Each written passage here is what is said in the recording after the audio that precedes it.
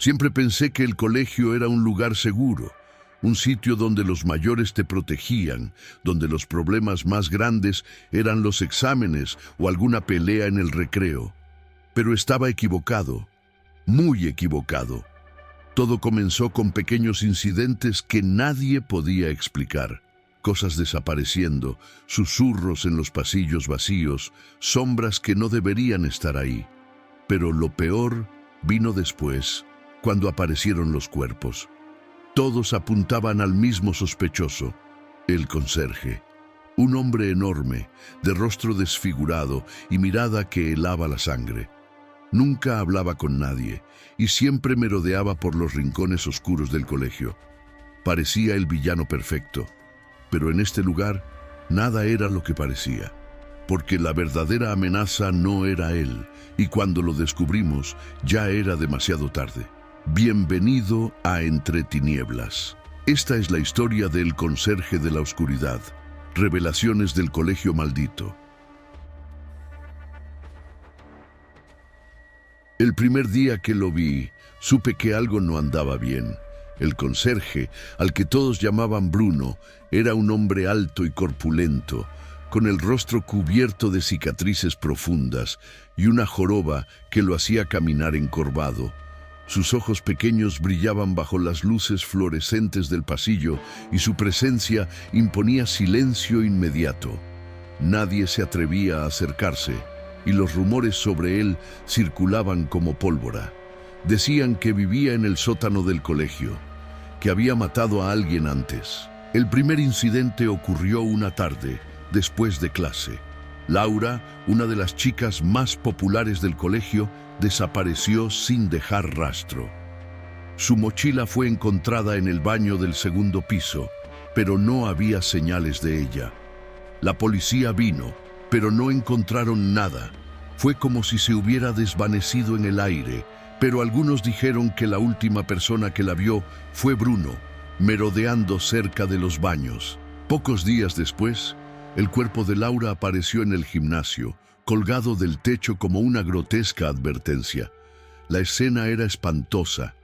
Su piel estaba pálida y sus ojos, abiertos de par en par, miraban fijamente al vacío. Nadie podía entender cómo había llegado hasta allí sin que nadie lo notara, pero todos sabíamos a quién culpar: Bruno. Las autoridades comenzaron a investigar al conserje. Lo interrogaron durante horas, pero no pudieron encontrar pruebas concretas. A pesar de su apariencia, no había huellas ni testigos directos, solo el miedo alimentando las sospechas. Pero entonces comenzaron a pasar más cosas, cosas que no podían explicarse. Un profesor, el señor Méndez, fue el siguiente. Lo encontraron en la sala de profesores, con el cuello roto y una expresión de terror absoluto en su rostro. La puerta estaba cerrada desde dentro, sin signos de entrada forzada. La única pista era una llave oxidada encontrada junto a su cuerpo, y todos sabían quién tenía esas llaves: Bruno. El ambiente en el colegio se volvió irrespirable. Los pasillos estaban en silencio y los estudiantes evitaban caminar solos. Cada sombra parecía esconder algo, cada sonido era un presagio de que algo más estaba por suceder. Y Bruno seguía allí, caminando lentamente, arrastrando su pierna como si cargara con el peso de todos nuestros miedos. Una noche decidimos seguirlo. Queríamos pruebas, algo que confirmara nuestras sospechas. Lo vimos descender por una escalera que llevaba al sótano, un lugar que siempre había estado cerrado para los estudiantes. Nos escabullimos tras él, pero lo que encontramos allí abajo no fue lo que esperábamos. El sótano estaba lleno de cosas extrañas, viejas herramientas, fotos antiguas del colegio y en una de las paredes un mural de símbolos que no reconocimos. Pero lo más perturbador fue encontrar una caja llena de objetos personales de los estudiantes desaparecidos. Parecía la guarida de un asesino. Estábamos seguros. Bruno era el culpable. Sin embargo, antes de que pudiéramos salir y contarle a alguien, escuchamos un ruido detrás de nosotros. Era Bruno. Su enorme figura bloqueaba la única salida y su rostro estaba cubierto por una expresión que no sabíamos si era enojo o tristeza. Nos quedamos paralizados mientras él avanzaba lentamente hacia nosotros. Pero para nuestra sorpresa no nos hizo daño. En lugar de atacarnos, Bruno nos susurró algo en voz baja, algo que apenas pudimos entender. No deberían estar aquí, no están a salvo. Luego, sin más, nos dejó pasar. Fue entonces cuando comenzamos a dudar. ¿Por qué nos dejaría ir si era el culpable? Al día siguiente, otro estudiante desapareció. Esta vez fue Marcos, un chico de segundo año. Pero lo extraño fue que Bruno no estaba en el colegio ese día. Tenía una coartada sólida. Sin embargo, cuando encontramos el cuerpo de Marcos en la biblioteca, con las mismas señales macabras, las sospechas siguieron apuntando a él. Fue entonces cuando ocurrió el giro que lo cambió todo. Una noche, mientras intentábamos encontrar más pruebas contra Bruno, lo vimos luchando contra algo en el pasillo. No era una persona, era una sombra, una figura que parecía moverse entre las paredes del colegio, atacando a Bruno con una fuerza imposible.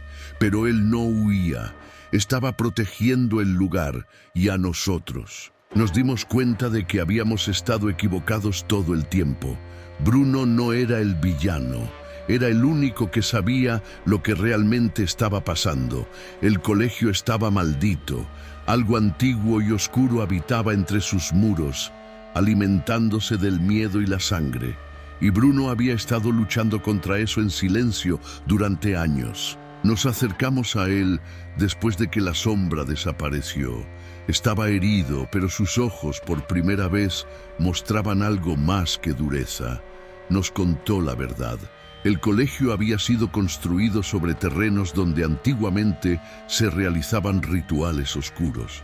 Cada generación, la entidad despertaba reclamando nuevas víctimas, y él era el guardián que intentaba contenerla.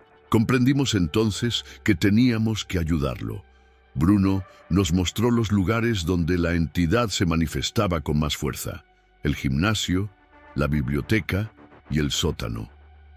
Juntos comenzamos a buscar la forma de detenerla, pero sabíamos que el tiempo se acababa. La entidad se estaba fortaleciendo y pronto no habría forma de detenerla. Comenzamos a ver más manifestaciones. Las luces parpadeaban sin control, las puertas se cerraban solas y las voces de los estudiantes desaparecidos llenaban los pasillos. Era como si el colegio mismo estuviera vivo y nosotros éramos sus presas. Bruno nos enseñó a usar símbolos de protección, pero no era suficiente. El director del colegio, que hasta entonces parecía desinteresado, comenzó a actuar de manera extraña.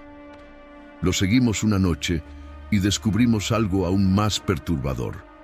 Él estaba detrás de todo. Había hecho un pacto con la entidad para mantener su poder y posición. Él era el verdadero culpable de las muertes.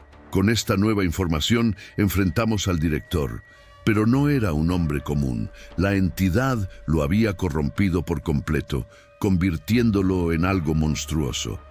La batalla final fue brutal.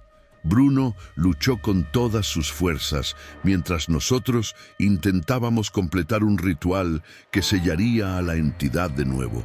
El sacrificio fue inevitable. Bruno, el hombre al que habíamos culpado, se entregó para sellar a la entidad, sabiendo que era la única forma de salvarnos. Con su último aliento, nos miró y dijo: «Protejan este lugar y no olviden». La entidad fue contenida, pero el precio fue alto. Ahora el colegio parece tranquilo. Los pasillos están silenciosos, pero no de la misma forma. Sabemos que la oscuridad aún acecha, esperando su momento para regresar. Y cada vez que paso por el sótano, siento la presencia de Bruno, el verdadero guardián, cuidándonos desde el otro lado.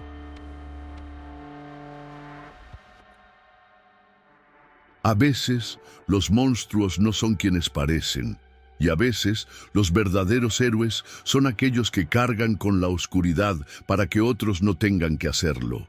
La próxima vez que veas a alguien que todos temen, pregúntate si en realidad es a él a quien debes temer. Si quieres escuchar más historias como esta, no olvides suscribirte a Entre Tinieblas. Nos vemos en la próxima, si es que el colegio no reclama más almas antes.